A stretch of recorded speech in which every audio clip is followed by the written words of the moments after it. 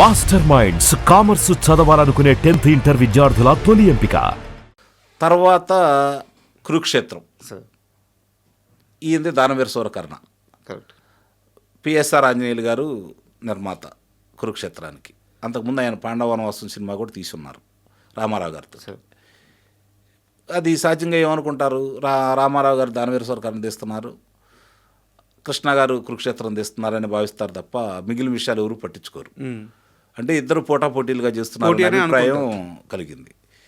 దానికి కూడా ఆయన కాదని పిలిచి చెప్పినప్పుడు, లేదండి ఇట్లా అడ్వాన్స్ ఇచ్చారు మధ్యలో ఆపేస్తే అంటే, ఆ చిత్రాన్ని నాకు తెలిసి అతను పూర్తి చేయలేడు, ఆలోచించుకోను అని చెప్పని రామారావు గారు అన్నారని చెప్పని స్వయంగా కృష్ణ గారే చెప్పేవాళ్ళు. ఓకే. అయినా సరే చిత్రం ఇద్దరు చేశారు. కృష్ణ గారి చిత్రంలోనేమో సాంకేతిక పరిజ్ఞానం అద్భుతంగా ఉండేది.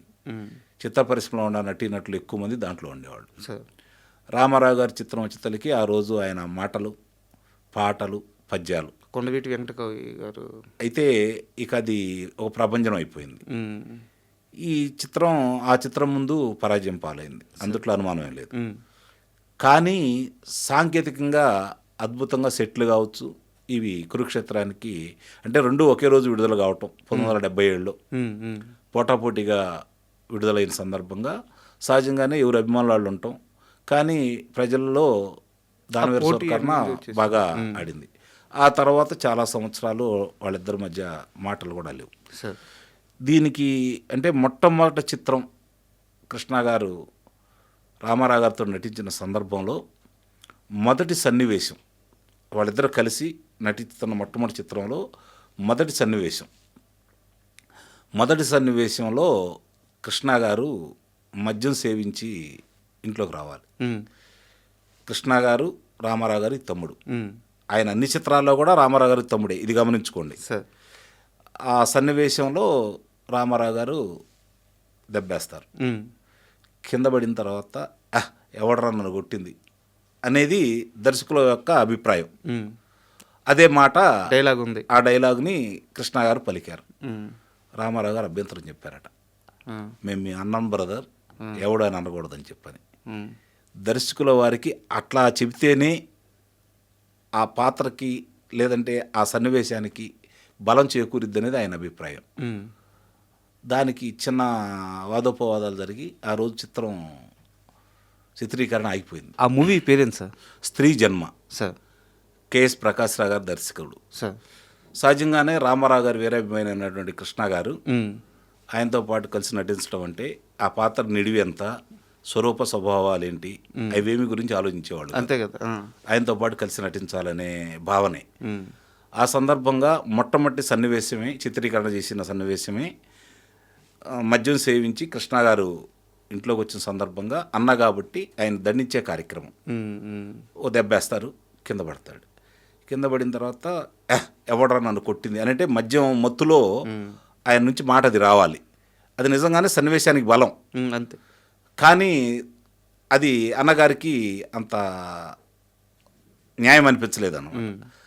మీకు అన్నను నేను ఈ మాట అనకూడదనే దాని మీద అది కొంచెం ఆగిన సందర్భం కూడా ఆ రోజు చిత్రీకరణ ఆగింది.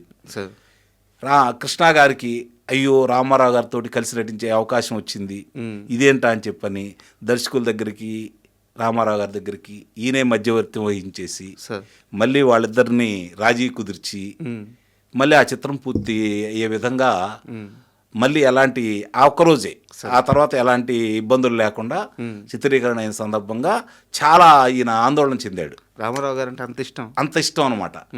అంటే మచ్చుక్కి ఆయన మనస్తత్వానికి చెప్తున్నాము. అంటే అక్కడ చివరికి ఆ మాటను మార్చి చిత్రీకరించారు కూడా.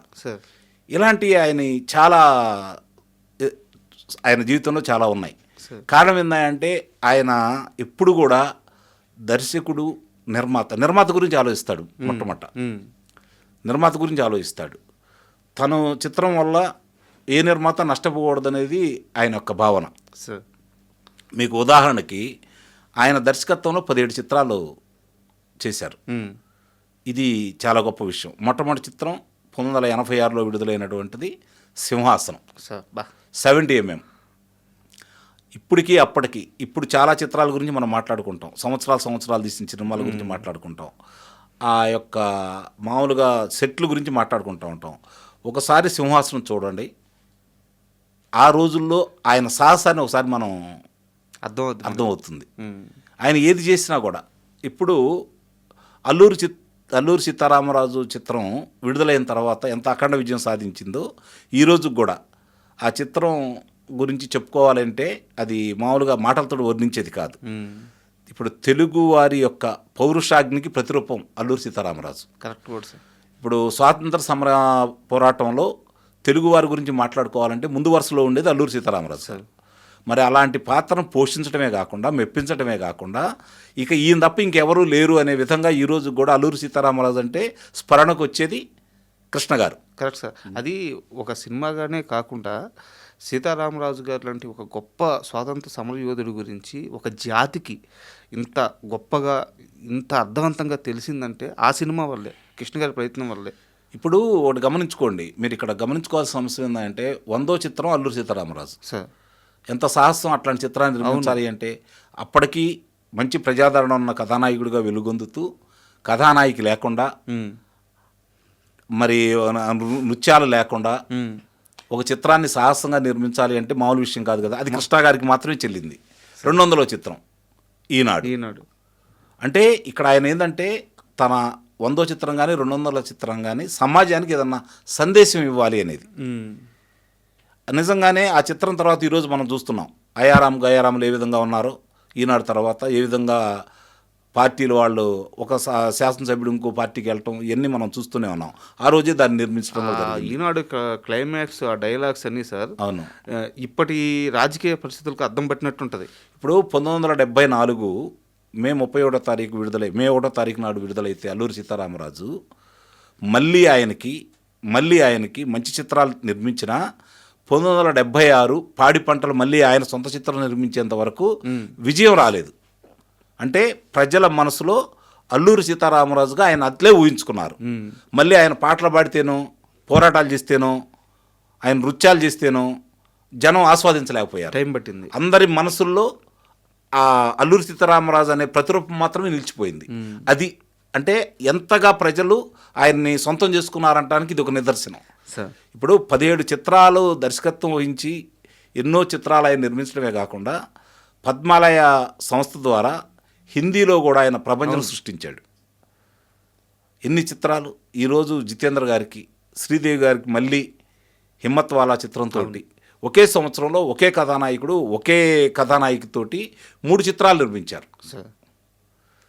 మొట్టమొదటిది హిమ్మత్ వాలా, రెండవది మావాలి, మూడవది justice Chowdary.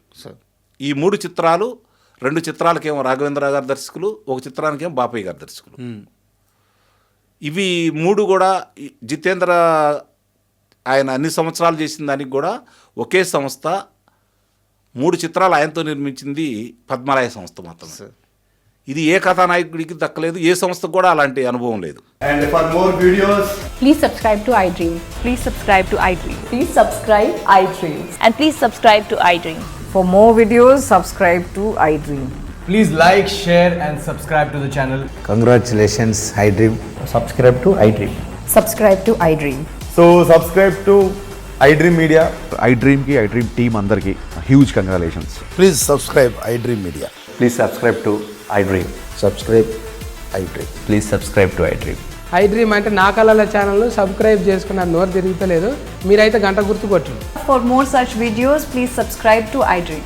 Subscribe to iDream. Please subscribe to iDream. Please subscribe iDream Media. Please do subscribe to iDream. Please subscribe to iDream Media. For best entertainment and information, please subscribe iDream. And don't forget to subscribe to iDream.